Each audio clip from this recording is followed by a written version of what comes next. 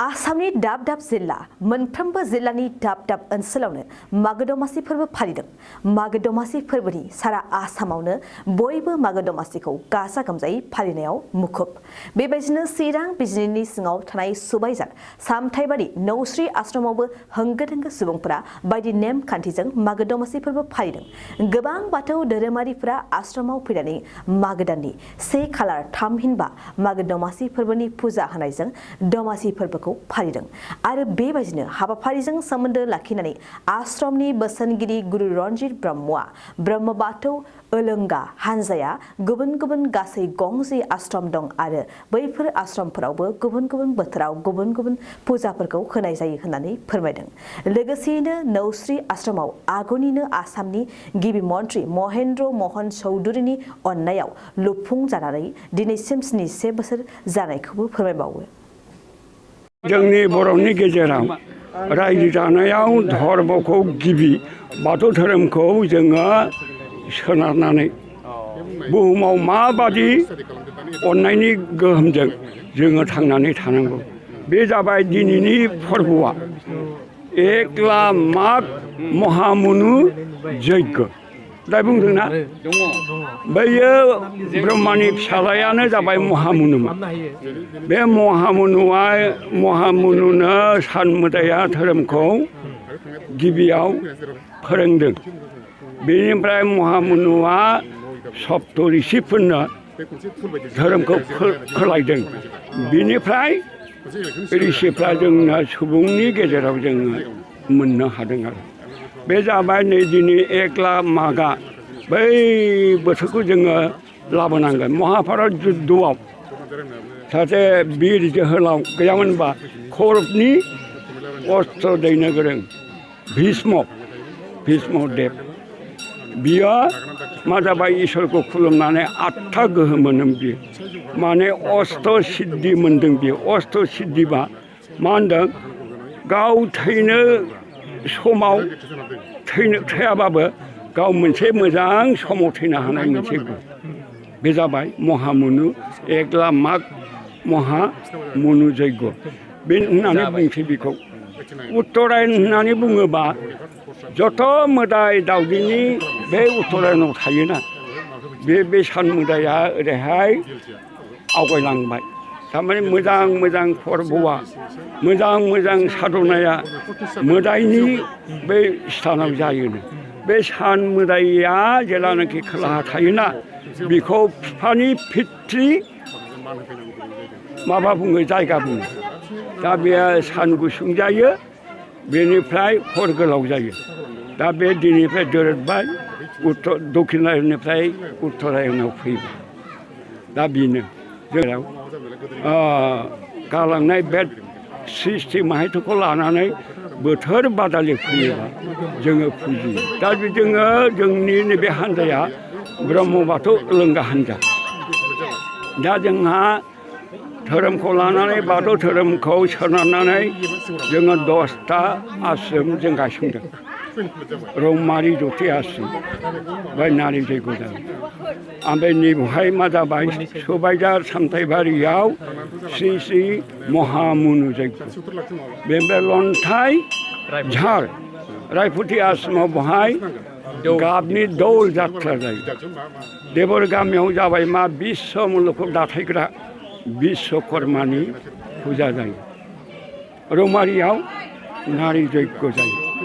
ओमफ्राय बे जन्मेन्द्र कलियागावआव माबा जायो राधा कृष्णनि राज फुजाखौ जोङो फालियो। दा बेखायनो मुलुगाव जेसेबां थांनानै थानायनि गेजेराव इसोरनि अननायजों गोदोनि गुरुफोरनि माबा साधनाजों जोंना जाबाय गिबियाव श्रीमन नेपाल चन्द्र ब्रह्मचारि रौमारि जथि आश्रमखौ जाय गायसंदों बे बाबानि साधनाजों जों दा नैबे गोहोम गोनां फोरबोखौ दाब दाब समायाव दाब दाब जायगायाव लैहोर जोङो सिबियो।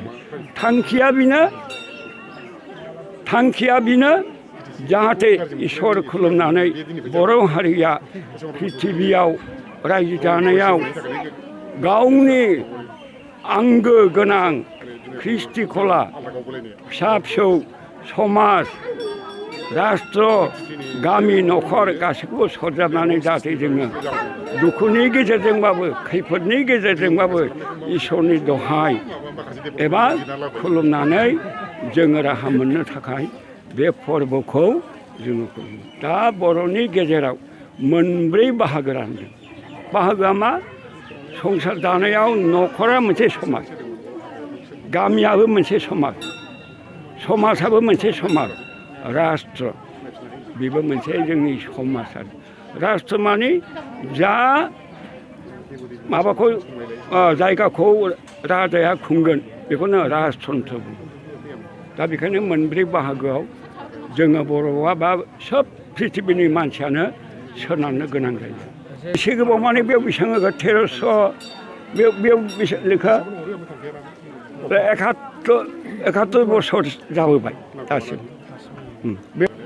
बेखौ जोंहा गिबिनि माबा मा होनो आसामनि गिबि मन्त्रि मानाव गेदेर महेन्द्र मोहन चौधुरिया इसोरजों बोरै लाबोजाखो आरो बे समाव जोङो नैबे मन्दिरखौ माने बे मालसिं गुरुआ साधनाजों मोनसे सावगारिखौ बोनानै दोनखादोंमोन।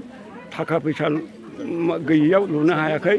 बै मानाव गेदेर मन्थ्रिया बोरै फैफ्लांखो दा बियो साधुफोरखौ गुरुफोरनाव सोंदों नोंथांमोना मानिबा माबा गोनांथि दङ नामा?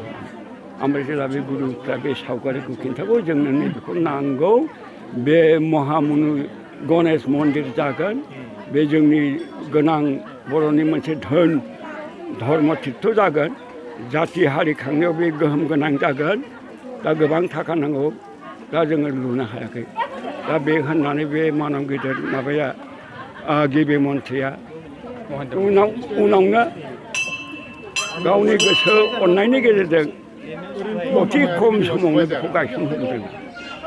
आरो नैबे माहारि हांखो होनदों, बियो माहारि हांखोआ बिखौ साधनाजों बोनखांदों रुंसारि गुरु मालसिं नार्जारि।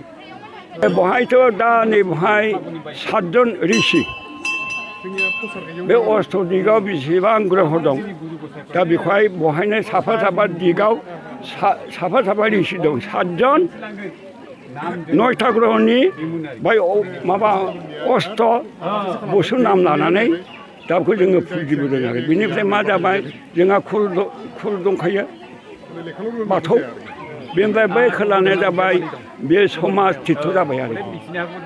दा जोङो दा बेनिखायनो जोंना गाबनाया जातिनि थाखाय हारिनि थाखाय थैस' थांस' गासिबो जाहाथे बर'आ गावनि कुल धर्मखौ लानानै मुलुगाव मावै दाङै फिसा फिसौ लानानै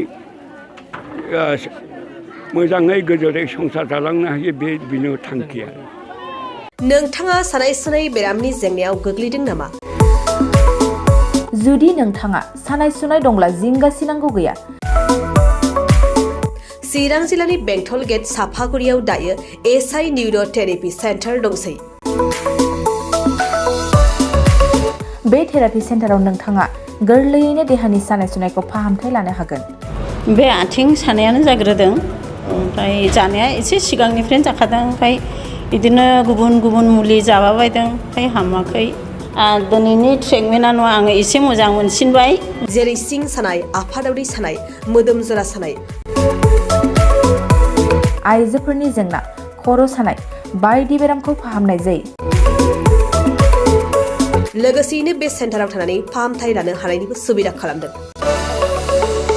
नोंथांमोनहा SI निउर' थेरापि सेन्टाराव फाहामथाय लानो गोसो दंब्ला नैबे मबाइल नम्बर 7620160459 नङाब्ला 9476977956 आव थोंजों सुलाद लानो हागोन।